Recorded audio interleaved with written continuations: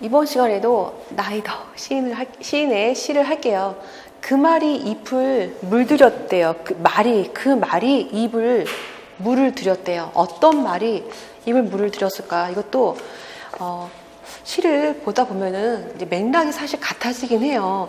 근데 그 시어를 통해서 그 맥락에 다가가기까지가 어렵기 때문에 많은 시를 보는데, 이 시 또한 살았을 때 어떤 말보다 아름다웠던 한마디, 어쩔 수 없을지도 모른다는, 어쩔 수 없을지 몰라, 그 말이 아름다웠던 한마디래요.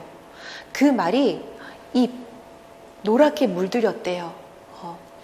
지나가는 소나기가 잎을 스쳤을 뿐인데, 때로는 여름에도 낙엽이 지죠. 그쵸? 온통 물든 것들은 어디로 가나 사라짐으로 하여. 우리는 여기까지 오면서 이 시가 무엇을 말할까 우리는 이제 짐작이 가겠죠. 사라짐으로 하여. 남겨진 말들은 아름다울 수 있었다. 말이 아니어도 잦아지는 숨소리, 일그러진 표정과 차마 감지 못한 두 눈까지도 더 이상 아프지 않은 그 순간, 삶을 꿰매는 마지막 한 땀처럼 낙엽이 진다. 낙엽이 지는 모습에서 지금 행 구별을 하셔야 돼요. 연구를 하셔야 돼요. 제가 사전 두 줄 군 거. 낙엽이 내 젖은 신발창에 따라와 문턱을 넘는다. 아직은 여름이에요. 여름인데. 여름인데. 근데 지금 이 연에서 여름에도 낙엽이 진다라고 나와 있긴 했죠. 이게 무엇을 말하는 걸까를 짐작을 하신 선생님도 있겠지만, 잎이 노랗게 물드는 건 자연이죠. 그쵸? 잎이 노랗게 물드는 자연. 때가 되면 잎이 피고, 때가 되면 잎이 지고, 방금 연꽃이 피고 지고 시간의 흐름에 의해 말을 했긴 했지만, 잎이 질 때가 되면 어김없이 잎은 떨어져요. 그런데 시인이 1년에서 뭐라고 했어요? 어쩔 수 없을지도 몰라 라고 했어요. 그런데 그 말이 어떤 말보다 아름다운 한마디로 기억되고 있대요. 여름인데 소나기만 내렸는데 낙엽이 떨어졌어요. 가을이 아닌데. 그 떨어진 낙엽도 어쩔 수 없었어 하는 거, 어찌 생각하는 거겠죠. 지금 우리 전제하고 가는 거야. 그 떨어질 시기는 가을인데 낙엽이 왜 떨어져? 어쩔 수 없을지 몰라 하는 말을 미리 1년에서 하고 있는 거겠죠. 잎이 노랗게 물드는 건 어쩔 수 없는 일이죠. 자연이 흐름 있지? 노랗게 물들기 싫다고 해서 노랗게 물들지 않는 건 아니라는 그 말을 하기 위해서 우리 1년에서 살았을 때의 어떤 말보다 아름다웠던 한마디, 어쩔 수 없을지도 몰라, 그 말이 잎을 노랗게 했대. 그 말이 잎을 노랗게 물들였다고 하는 거예요 지금. 그래서 물들기 싫어서 노랗게 물드는 거, 운명이라고 해도 되겠죠. 잎은 노랗게 물드는 운명을 받아들여 다음에 또 새로 잎을 피우겠죠. 사람들은 운명이라고 하면 헤어나올 수 없는 무엇인가 암흑 같은 거로 생각을 하는데, 우리 삶이 왜 그러냐면 할 수 있어 라는 거를 중시하는 사회에서 여기서 어쩔 수 없을지 몰라 하는 말이 아름다웠대요. 그렇게 말을 할 수 있는 것, 할 수 있어 하는 사람한테 어쩔 수 없을지 몰라 라는 말을 한다면 그 사람들은 어떻게 받아들일까? 할 수 있다를 외치는 사람들은 다른 사람들이 겪고 있는 삶, 겪었던 삶, 괴로웠던 삶, 그런 거를 어쩔 수 없었어 라고 하는 그런 거를 받아들일 수 있을까? 못 받아들인다는 말을 하고 싶은 거겠죠. 시인이 못 받아들인 사람, 많은 사람을 많이 봤으니까. 그래서 기준이 왜? 나기 때문에 그런 거예요. 나기 때문에. 자기 할 수 있으면 다른 사람도 할 수 있는 건데 왜 못해? 왜 어쩔 수 없어? 라고 반박하는 이런 삶에서 어쩔 수 없어 라고 하는 게 아름답다고 말을 하는 거예요. 그 의미는, 이면은, 내포적 의미는 다른 사람의 삶, 아까 계속 말했던 것처럼 사실 같은 맥락으로 계속 갈 거예요. 다 많은 시를 볼 건데 다른 사람들이 어쩔 수 없었어, 어쩔 수 없었어 라고 말하는 그런 다른 사람의 타자의 그런 삶을 내 시선이 아닌 타자의 시선으로 바라보는 그 말이 어쩔 수 없었어를 하는 거를 내가 수용했을 때, 받아들였을 때 그게 아름다웠다는 걸 내가 느낄 수 있는 거지. 왜 어쩔 수 없어? 하는 순간 아름답다는 생각을 할 수가 없어요. 그쵸? 그런 말을 역으로 하고 있는 건데, 자연을, 그런 사람들은 자기가 기준이기 때문에 자연의 흐름도 바꿀 수가 있고, 자연의 그 파괴도, 자연을 그냥 다른 아파트를 세운다거나 이런 거 할 때도 어김없이 할 수 있는 게 타자의 그런 생각을 어쩔 수 없는 거를 받아들일 수 없는 사람이 할 수 있는 행위겠죠. 그런데 지나가는 소나기에도 스쳐만 갔어. 그런데 낙엽이 졌대요. 낙엽은 가을에나 어울리는 말이에요, 사실은. 그런데 여기서 바로 여름에도 낙엽이 진다라는 표현을 썼어요, 시인은. 여름잎은 초록빛으로 무성한 자태를 뽐내야 되는데, 여름인데 그냥 지나간 소나기가 아니라 잎을 스치기만 했는데도 낙엽이 졌대요. 그만큼. 그리고 그 앞에 그냥 여름에 낙엽이 진다가 아니라 때로는이 붙었어. 때로는. 그 때로는이 아까 우리 앞서 본 김수영 이영하 시 풀 때 그 앞서서 한갓 그런 거 좀 주로 봤는데, 이런 시어들이 물론 그건 시는 아니었죠. 저기 다는 시는 아니고 수필이었지만 시 하다가 수필했고, 거기서 주어주는 것도 이런 시어가 주는 의미, 때로는 무엇일까? 일상이 아니라는 거예요. 때로는, 그러니까 늘 그런 건 아니다를 말해주기 위해서 때로는이 붙었다는 거. 때로는이 왜 붙었는지 역으로 시험 문제 나온다면 일상이 아닌 거예요. 여름에 지는 잎은 일상이 아니야. 여름에는 앞서 본 것처럼 무성한 자태의 초록으로 막 있어야 되는 게 여름이잖아요. 그쵸? 근데 때로는이 붙었기 때문에 일상적인 그런 모습이 아니라는 거를 말해주고 있는 거고, 때가 되지 않았는데 떨어진 잎은 그럼 어디로 가는 것일까?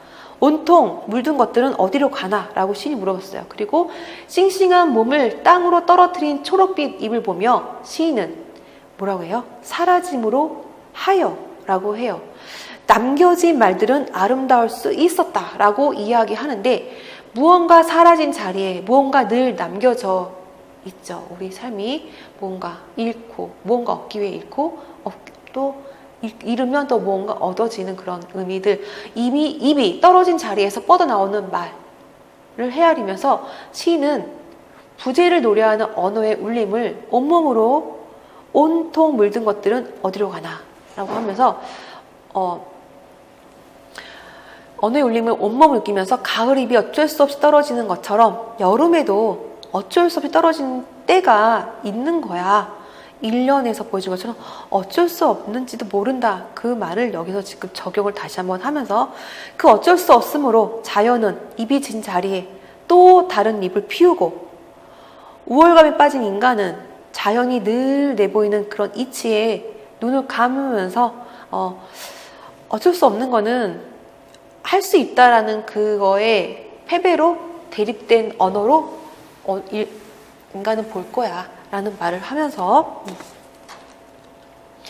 어쩔 수 없을지도 모른다는 말을 되새기며, 말이 아니어도 잦아지는 숨소리, 일그러진 표정과 차마 감지 못한 두 눈까지도 더 이상 아프지 않는 그 순간이라고 나오는데, 어쩔 수 없을지도 모른다는 말을 되새기며 입은 노랗게 물들고, 시인은 그 말이 입을 노랗게 물들였다라고 쓰고 있었어요. 1년에서 자연 떨어지는 입에게 어쩔 수 없다는 말을 건네고 이어내서, 그 말을 들으며 입은 노랗게 물들어가는 몸을 기꺼이 받아들이고, 몸에 노란 물이 들수록 입은 나무에서 떨어질 날이 다가오는 거죠. 여름이라도 노랗게 물들며 떨어지는 뭔가 죽음에, 나무에서 떨어지는 날이 곧 입이 땅으로 도달하는 또 죽음과 생선과, 소나기가 내리던 여름에도 떨어지는 잎이 있어요. 그들에 비하면 노랗게 물든 잎은 아, 그래도 노랗게 물든 잎은 아직 나무에 붙어 있는 거야. 살짝 온 비에도 떨어진 잎도 있는데 그들보단 조금 더 오래 노랗게 물들어 있어도 물론 떨어지겠지만 그래도 아직까지 나무와 더불어 있는 셈이죠. 어쩔 수 없을지도 모른다는 말은 그럼 나무가 잎에게 보낸 것일까? 아니면 잎이 나무에게 보내는 이별의 말일까를 다 생각해 보면서 나무와 잎이 동시에 서로에게 보내는 말이다 라고 보는 거겠죠. 그쵸? 잦아지는 숨소리, 잦아지는 숨소리. 나무와 잎은 서서히 노란색으로 물들어 가고 있는 거죠. 이제 점점 나무,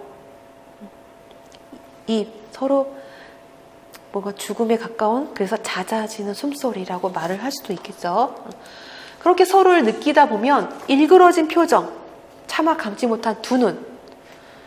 우리 정말 너무나 이승에 아니면 삶의 너무나 고통과 아쉬움, 그런 때 차마 감지 못한 두 눈, 막 그렇게 표현하는데, 지금 나무와 잎 사이를 지금 일그러진 표정, 차마 감지 못한 두 눈, 더 이상 아프지 않은 그 순간까지 표현하고 있어요. 그래서 오는 걸 온몸 느끼면서 나무에서 잎이 떨어지는 순간, 그 순간을 포착해서 말을 하는데, 삶을 꿰맨다, 마지막 한 땀처럼 이라고 비유를 하고 있어요. 나무에서 잎이 떨어지는 상황에서 시인은 어떻게 삶을 꿰매는 마지막 한 땀을 생각하고 있을까? 초록색인 채로 땅에 떨어지는 잎은 어쩔 수 없어. 노랗게 돼서 낙엽이 지는 가을이 돼 떨어지는 게 아니라 초록색인 채로 떨어지는 거, 어쩔 수 없이 벌어진 상황들. 다른 초록색 잎은 여전히 나무에 매달려 있는데 떨어져 노랗게 물든 얼굴로 땅에 떨어진 초록색 잎을 본다면 시인은 인간의 눈으로 떨어진 잎을 보지 않고 인간의 눈으로 보면 보이지 않는 세계가 있다라는 것을 말을 하고 있는 거겠죠. 한여름에 잎을 떨어뜨리는 나무가 그래요. 한여름에 초록잎을 떨어뜨리는 나무, 초록색으로 낙엽이 되어야 하는 잎도 그렇고 한여름에 가을이 아닌 차마 떨어뜨릴 수도 없어. 떨어질 수 없는 그 순간을 눈여겨보는 거기 때문에 차마 감지 못한 두 눈, 일그러진 표정, 한 땀이란 말이 나오겠죠. 스스로 자기에게 주어진 삶을 펼쳐내는 낙엽. 떨어진 낙엽은 시인의 젖은 신발 창에 붙어 문턱을 넘는데 아직은 여름이야. 여름인데 문턱을 넘는 이 초록색 잎을 내 젖은 신발창에 따라와서 문턱을 넘는다. 아직 여름인데. 그러면서 잎이 문턱을 넘는 이 시기인 지금, 원래 잎이 문턱을 넘는 시기는 가을인데 여름이라고 말하고 있고, 가을이면 모든 잎은 문턱을 넘어 새로운 세상으로 가죠. 온몸이 노랗게 물든 가을 잎이 떨어지는 건 자연인데 초록색 몸으로 여름에 떨어지는 잎은 자연으로 표현할 수 있을까 하고 시인도 생각하면서 아직은 여름인데 하고 말하겠죠. 여름에 떨어진 초록색 잎은 어쩔 수 없다는 나무의 자연의 말을 듣고서야 자기 몸을 가을잎처럼 노랗게 물들이고, 초록색 잎은 그러면은 무엇을 의미하기 때문에 자꾸 시인이 어쩔 수 없을지 몰라 라는 말을 하고 일그러진 표정, 차마 감지 못한 두 눈이라는 그런 표현을 입에다 썼을까? 우리는 생각할 수 있겠죠. 뭔가 초록색 잎, 젊은데, 청춘인데, 그래도 문턱을 넘을 나이가 아닌데, 우리 문턱을 넘었다는 말은 왠지 죽음 가까이에 있는 그런 말을 쓸 때 하는 말인데, 죽음을 생각할 나이가 아닌데 하는 걸 우리 생각하는 거겠죠. 시는 죽음에 대해 말하고 싶었는지, 아니면 언제 생을 마감하든 생명과 생명은 있는 거라고 말하고 싶은 것인지 모르지만, 이 시에서 말하고 싶은 것, 젊은 생명 아니면 죽음에 가까운 생명일지라도 누구나에게는 아직은 여름이라는 거죠. 그쵸? 죽음이라는 가을이 아닌 아직은 여름인데 를 말하고 싶으면서 결국 어쩔 수 없어. 죽음에 의해서 죽는 죽음, 아니면 어쩔 수 없는 그런 죽음들, 아니면 언제 생을 마감하든 그래도 이 자연에 빗대서 신이 말하는 것처럼 생명과 생명은 있다 있는 거야. 그래도 하고 말을 하고 있는 것처럼. 그래서 입이 노랗게 물드는 건 죄송합니다. 노랗게 물드는 건이 아니라 시 자체가 그 말이 입을 물들었다. 시는 끝났고 김선우의 옴의 녹톤인데 제목이 상당히 독특하죠. 옴의 녹톤이에요. 옴의 녹톤. 시는 정말 짧아요. 되게 짧은데 이게 어렵게 나오면 상당히 어려울 수 있는 그런 시예요. 한자로 회자가 있어요. 회자가 있다. 회자가 있고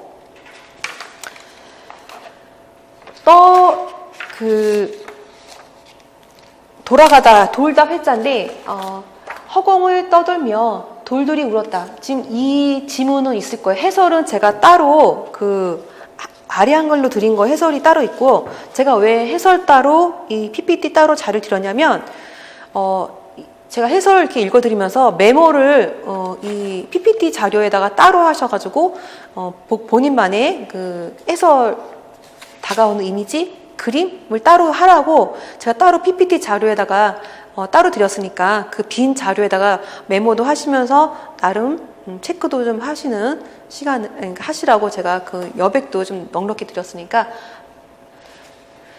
허공을 떠돌며 돌들이 울었다. 돌 우는 소리 때문에 달이 붉었다. 엄마, 슬픈 사람들이 떠다녀. 누구나 볼 수 있으나 보지 않으려는 이들이 더 많았다. 모두가 보았을 때에도 누구나 울지는 않았다. 아프고 아름다운 땅이었다. 눈이 멀 것 같은 밤이었다. 지금 회자가 나와 있는데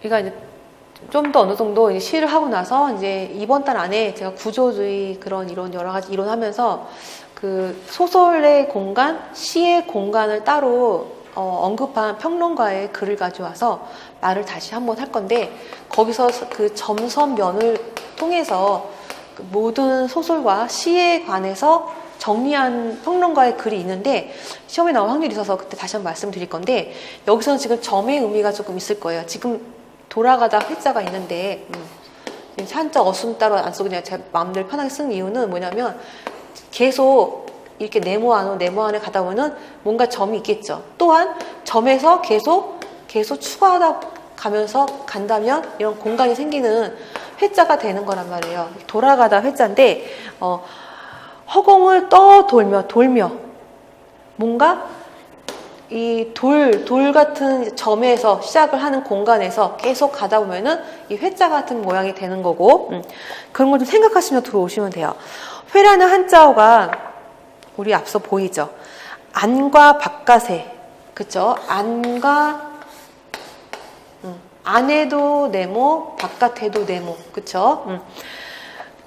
그런 이미지로 볼 수도 있어요, 그쵸? 그런데 네모 안의 네모는 안으로 수렴되는 길을 보여주면서 네모 안의 네모는 안으로 수렴되는 길을 보여주면서 또한 안에 있는 네모는 밖으로 나가는 확산의 의미까지 같이 갖고 있어요. 그래서 안으로 모이고 밖으로 퍼지는 길을 시인은 이 모양으로 지금 말을 하고 있는 거겠죠.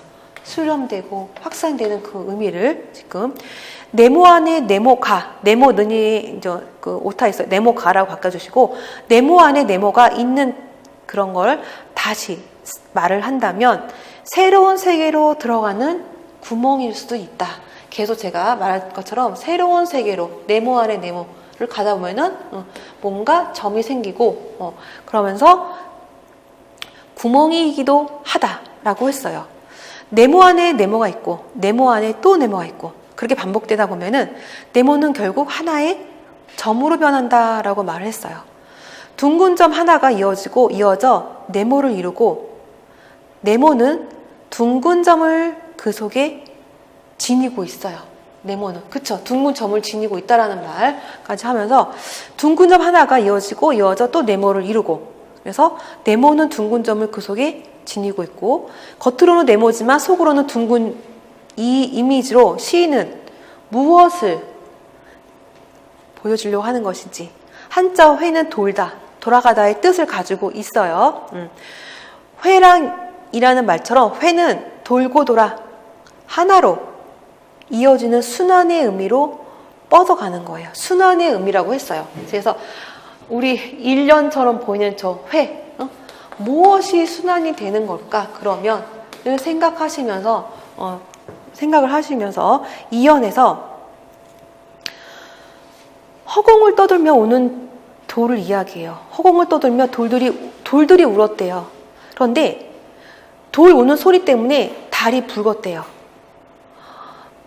돌이 우는 소리와 달이 붉은 것, 인과관계가 없겠죠. 그런데 시인은 왜 돌 우는 소리, 붉은 달을 뭐라고 했어요? 돌 우는 소리 때문에라고 했어요. 때문에가 붙어 있어요. 우리 대부분 때문에 하면은 결과가 나와주잖아요. 인과 있고 결과가 있는데 그렇게 말을 하고 있어요. 세상을 우리는 그렇게 생각하지 않을 수밖에 없는 세상이 우리한테 있기 때문에 이제 인과관계 생각하지 않는 삶을 우리는 너무나 많은 삶에서 왜를 물어보지만 물론 내가 어떤 말, 어떤 행동, 어떤 것들의 그런 내 모습을 통해서 결과가 주어지긴 해요. 하지만 어저께 우연히 무슨 프로그램 봤는데 데모 현장에서 데모를 하는데 북한의 어떤 당의 최고 우두머리 사진과 이렇게 편집을 해가지고 그 사람이 일치해가지고 자기가 그 사람이 돼버린 그런 사연을 말하는 어떤 분이 나와서 방송을 하시더라고요.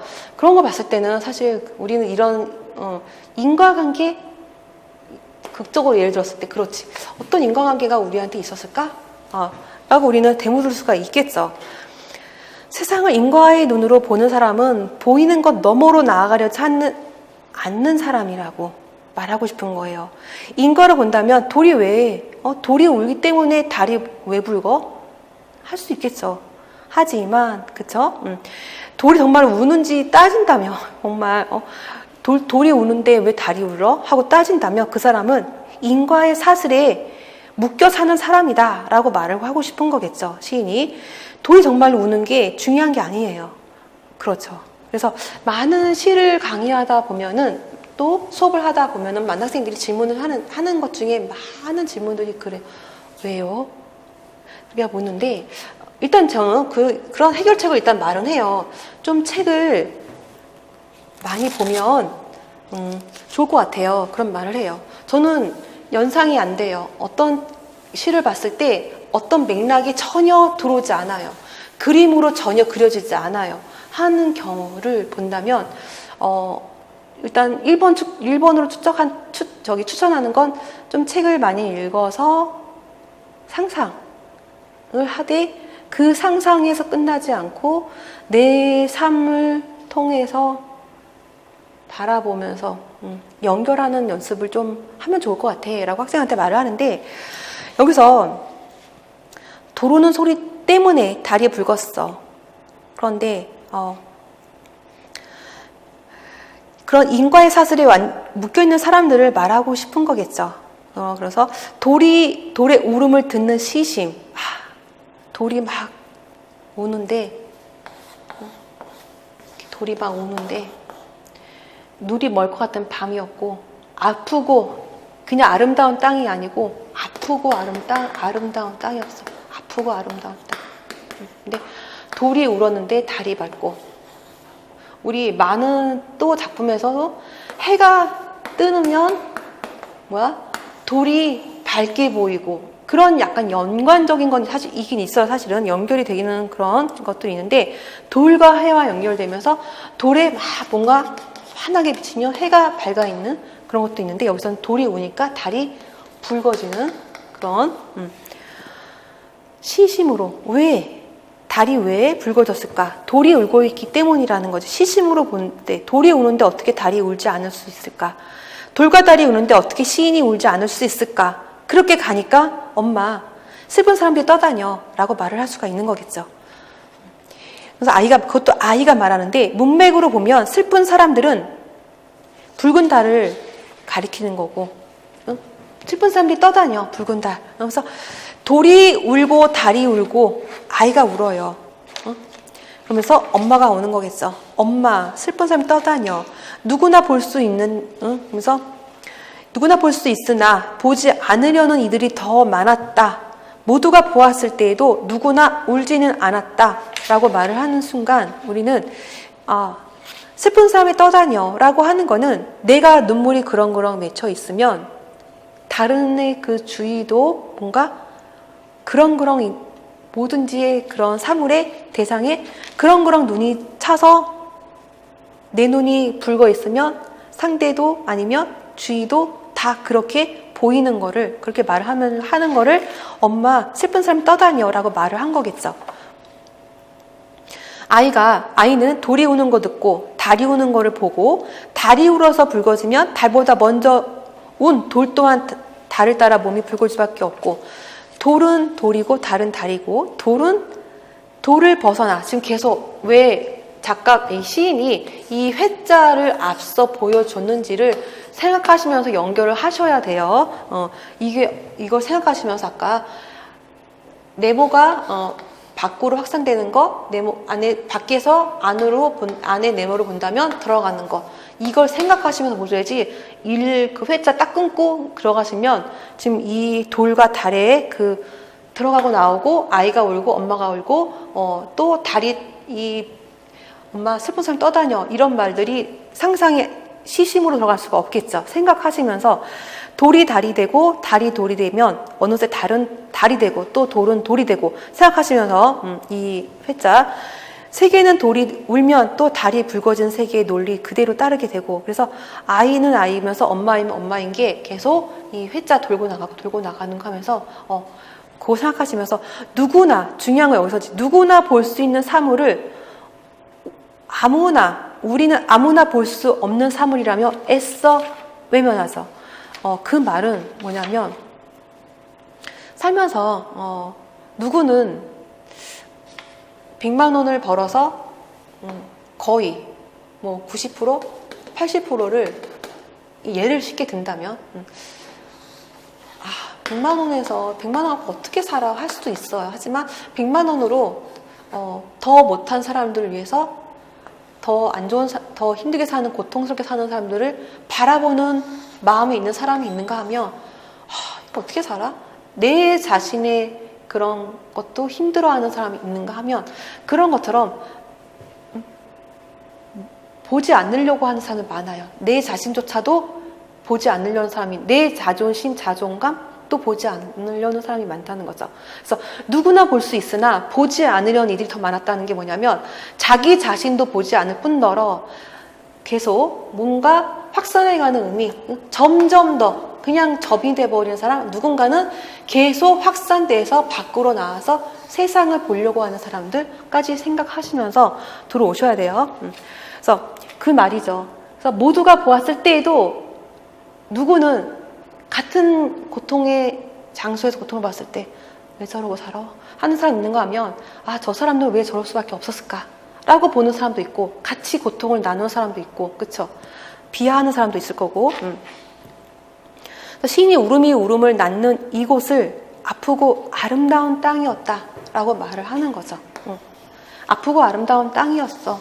누군가에게는 아름다운 땅이고 누군가에는 고통스러운 땅이고, 그 땅을 다 누군가는 다 보고 같이 울어주고 누구는 보지 않으려고 하는 사람도 있을 거고, 그런 말을 하면서 나쁘고 아름다운 것은 좋은 것이 아니다. 그저 아픈 것이 있고 아름다운 것이 있는 것이고, 아프고 아름다운 땅은 그러므로 아픈 것들이 아름답게 공존한 곳일 수도 있고 아름다운 것들이 아프게 공존할 수도 있는 거죠. 아픔과 아름다움을 나눌 수 없는 세계, 중요한 말인 것 같아요. 되게 아름다운 말일 수도 있고, 아름다움과 아픔이 둘이 아닌 하나가 되는 세계, 시인은 그게 눈이 멀 것 같은 밤으로 표현하고 있는 거예요. 눈이 멀 것 같은 밤이었다라고 표현하는 거겠죠.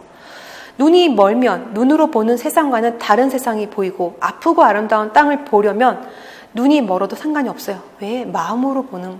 그래서 회는 글자만 해도 눈에 보이는 것 너머에 눈에 보이지 않는 무언가가 있다라는 걸 하기 위해서 해를 했었고, 네모 안에 모여들면 점이 되고 네모 밖으로 뻗어나가면 무한이 되는 것처럼 점과 무한 사이에서 의미가 나오기 때문에 하나였다가 다시 여럿으로 번지는 그런 의미를 가지고 있는 이 회. 그래서 제목이 옴이었어요.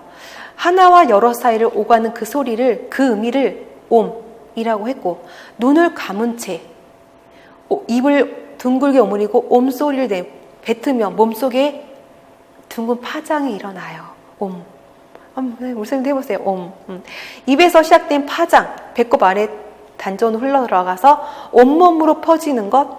옴은 내면에서 울리는 목소리예요. 숭고한, 숫고스러운, 거룩하다는 말을 종교적 의미로 받아들이지 말고 눈을 감고 옴 소리가 온몸에 퍼지는 걸 느끼면서 우리 자신이 얼마나 자존감, 거룩한 존재인지, 우리의 그런 하나하나가 옴소리에 반응하여 살아나는 것처럼, 그래서 시인이 옴의 녹톤이라는 제목으로 우리 이런 상황을 표현하고 있는 거예요. 녹톤은 야상곡을 가리키고 있고, 그래서 밤을 모티브로 한 음악이 야상곡이잖아요. 그렇죠?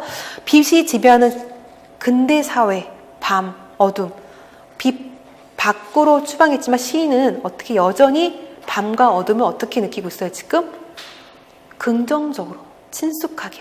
그래서 김선우 시인은 이 어둠 속 세계를 옴이라는 소리로 담아내요.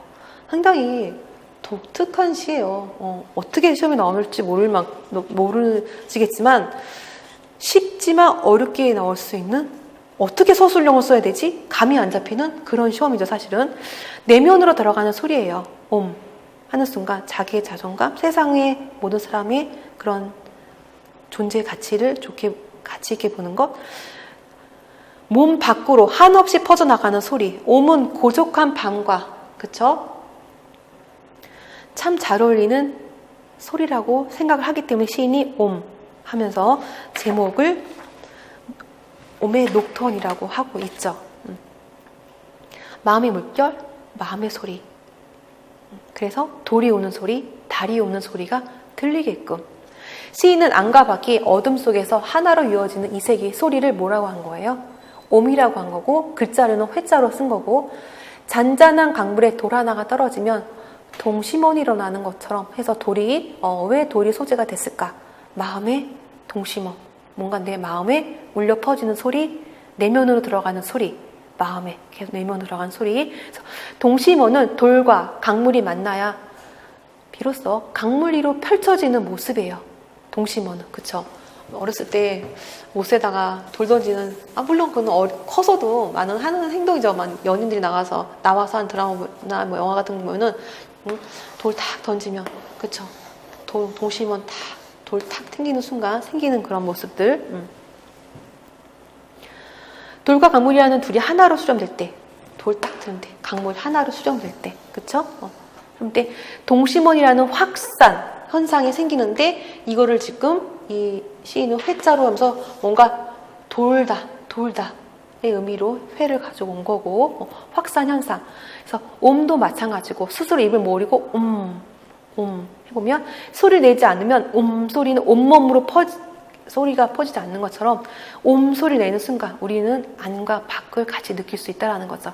빛과 어둠을 동시에 느낀다. 어둠으로 빚어내는 새로운 빛. 어떻게? 옴 소리 하나로 안과 밖의 경계를 허무는 그런 시 작법을 우리는 확인할 수 있었던 시였어요. 상당히 많은, 우리가 이제 앞으로 많은 시를 보면서 연결할 수 있는 그런 시예요. 옴의 녹톤. 제목도 되게 오랫동안 남을 수 있는 그런 제목으로 김선우 시인의 옴의 녹톤을 받고,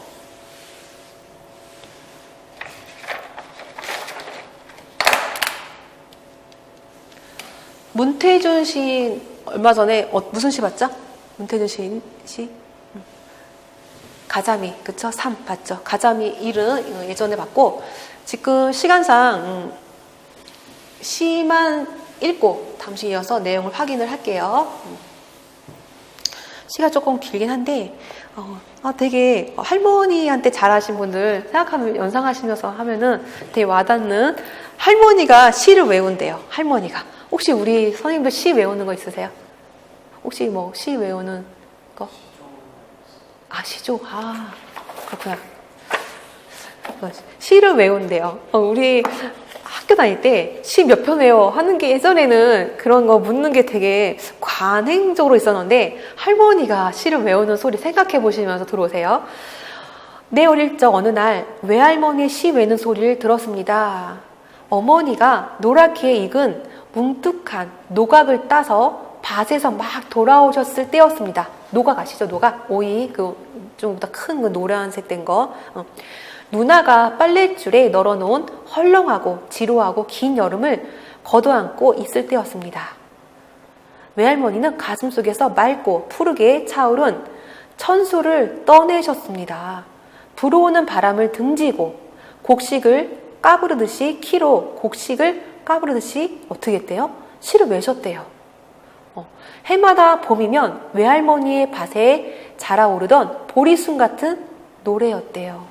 할머니 시 외우는 소리가. 키 뭔지 알죠? 이렇게 곡식 흔들어서 하는 그 키. 나는 외할머니의 시 외우는 소리가 울렁출렁하며, 이 표현이 너무 재밌는 것 같아요. 울렁출렁하며 마당을 지나 삽장을 나서 뒷산으로 앞개울로 골목으로 하늘로 가는 것을 보았습니다. 너무 아름다워요. 여기가 지금 마음이 표현이. 가만히 눈을 감고 생각해보니 석류꽃이 피어 있었고 뻐꾸기가 울고 있었고 저녁 때의 햇빛이 부근에 있었습니다. 그런데 외할머니는 시를 절반쯤 외시곤 당신의 등 위에 낯선 누군가가 얄궂게 우뚝 서 있기라도 했을 때처럼 소스라치시면서 뭐라고 한대요? 아이고 남사 세워라 남사 세워라 하면 돼요. 당신이 웬 시의 노래를 너른 치마에 주섬주섬 주워 담으시는 것이었습니다. 외할머니의 시 외는 소리를 몰래 들은 어머니와 누나와 석류꽃과 뻐꾸기와 햇빛과 내가 외할머니의 치마에 그만 함께 폭 쌓였습니다. 되게 그림이 그려지죠. 되게 아름답게. 다음 시간 이어서 내용을 파악할게요.